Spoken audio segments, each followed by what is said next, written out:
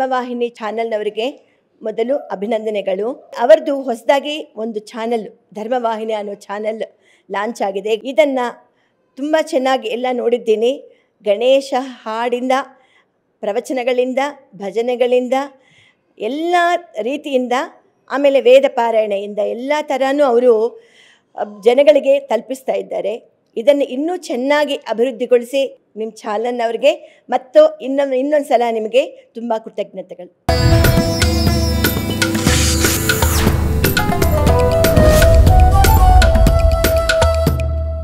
ಧರ್ಮವಾಹಿನಿ ಚಾನಲ್ನ ಇವರು ಹೊಸದಾಗಿ ಶುರು ಮಾಡ್ತಾ ಇದ್ದಾರೆ. ಅದ್ರ ಬಗ್ಗೆ 2 ಮಾತು ಹೇಳೋಣ ಅಂತ ನನ್ನ ಅಭಿಪ್ರಾಯ.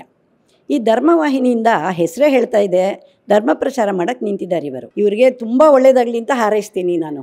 ಯಾಕೆಂದರೆ ನಮ್ಮ ಧರ್ಮ ಎತ್ತಿ ಹಿಡಿಬೇಕು. ಇವಾಗ ಈಗಿನ ಮಕ್ಕಳಿಗೆ ಏನೂ ಬೇಕಾಗಿಲ್ಲ. ಇಷ್ಟು ದಿವಸ ಎಲ್ಲರೂ ಸ್ವಲ್ಪ ಏನೇನು ಹೇಳ್ತಿದ್ರು, ಒಂದು ಸ್ವಲ್ಪ ಶ್ಲೋಕ ಹೇಳ್ತಿದ್ರು, ಒಂದು ಸಹಸ್ರನಾಮ ಕಲ್ತ್ಕೊತಿದ್ರು, ಭಗವದ್ಗೀತೆ ಕಲ್ತ್ಕೊತಿದ್ರು, ಸ್ತೋತ್ರ ಹೇಳ್ತಾಯಿದ್ರು. ಬರ್ತಾ ಬರ್ತಾ ಎಲ್ಲ ಕಮ್ಮಿ ಆಗಿಬಿಟ್ಟಿದೆ. ವೇದ ಹೇಳೋದಂತೂ ಬಹಳ ಕಡಿಮೆ ಆಗಿಬಿಟ್ಟಿದೆ ಇವಾಗ. ಇಂಥ ಟೈಮಲ್ಲಿ ನಮ್ಮ ರೂಪಾ ಪ್ರಸನ್ನ ಮೇಡಮ್ ಅವರು ಎಲ್ಲರನ್ನೂ ಸೇರಿಸ್ಕೊಂಡು 106 ಜನಕ್ಕೆ ಇವರು ವೇದ ಹೇಳ್ಕೊಡ್ತಾ ಇದ್ದಾರೆ. ಇದರಿಂದ ನಮಗೆ ತುಂಬ ಸಂತೋಷ ಆಗಿದೆ.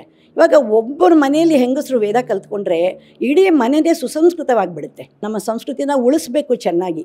ಆ ಟೈಮಲ್ಲಿ ಇವರು ಧರ್ಮವಾಹಿನಿ ಅನ್ನೋ ಚಾನಲ್ನ ಶುರು ಮಾಡಿದ್ದಾರೆ. ಇದರಿಂದ ತುಂಬ ಸಂತೋಷ ಆಗಿದೆ. ದೇವರು ಇವರಿಗೆ ಚೆನ್ನಾಗಿ ಅಭಿವೃದ್ಧಿ ಹೊಂದ ಹಾಗೆ ಮನೆ ಮನೆಗೆ ತಲುಪ್ತಾ ಇದೆ ಇವರು ವಾಣಿಗಳು.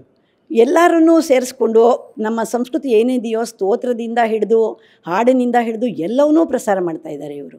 ಅದರಿಂದ ಮನೆ ಮನೆಗೂ ತಲುಪ್ತಾ ಇದೆ ಇವಾಗ ಇವರ ವಿಶೇಷತೆಗಳು, ನಮ್ಮ ಸಂಸ್ಕೃತಿಯು.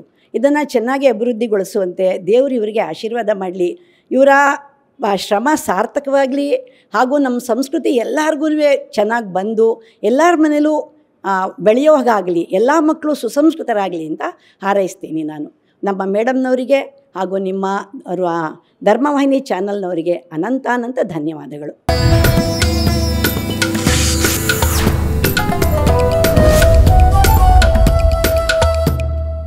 హరి ఓం. అందరికీ నమస్కారం. ఈరోజు మన దేశంలో కానీ ఎక్కడైనా కానీ ఈ హిందూ సాంప్రదాయము తర్వాత మానవ అభివృద్ధి చాలా తక్కువగా ఉంది. ఎందుకంటే మనకి ఏమీ తెలియడం లేదు. ఏదో కొంతమందికి మాత్రము ఈ విధంగా వేదాలు అవి చదువుకునే దానికోసరంగా కొద్దిగా తెలుస్తూ ఉంది. మిగిలిన వారికి దేవుడు అంటే ఏమి తెలీదు, ఎలా ఆచరణ చేయాలి, ధర్మం అంటే ఏమి తెలీదు, ఏది ధర్మము ఏది అధర్మము అనేది కూడా తెలియడం లేదు.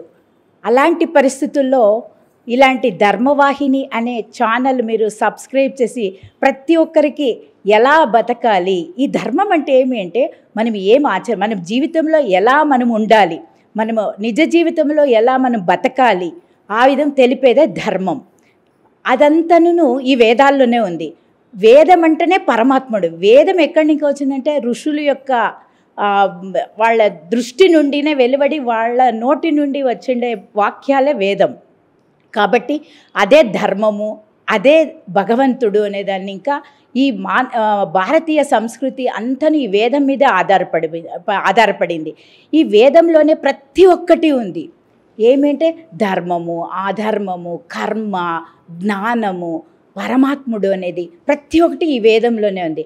కాబట్టి ఈ వేదం ఒకటి తెలుసుకుంటే ఇంకా వేరే ఏమీ తెలుసుకునే అవసరం లేదు. అందువలన ఈ వేదాన్ని అందరూ పఠించి ధ్యానించి ఉపాసించి అన్నీ చేసి దాన్ని తెలుసుకుంటే తప్పకుండా మనం జీవితంలో ఎలా బతకాలి, ఎలా ఉండాలి, ఎలా ధర్మంగా బతకాలి, మన మానవ సాంప్రదాయం అంటే ఏమి, హిందూ సాంప్రదాయం అంటే ఏమి అని తెలుసుకోవచ్చు. ఇలాంటి అవకాశము మా ఉపాధ్యాయులైన రూపా ప్రసన్న వాళ్ళు మాకు చాలా బాగా నేర్పుతున్నారు.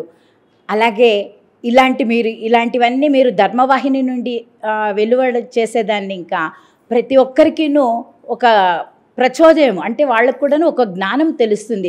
ఏమో అవునా ఈ తరం ఉందా దీంట్లో అనేసి ప్రతి ఒక్కరికి ఏమీ తెలియడం లే కదా. ఈ విధంగా మీరు చేసేదాన్ని ఇంకా ప్రతి ఒక్క మనిషికి ఒక జ్ఞానం, అంటే దాంట్లో ఏముంది అనేది కూడా తెలుస్తుంది అనేది నాకు అనిపిస్తుంది. ఈ విధంగా చేసింది చాలా మంచిదిగా ఉంది అని తెలుపుతూ హరి ఓం.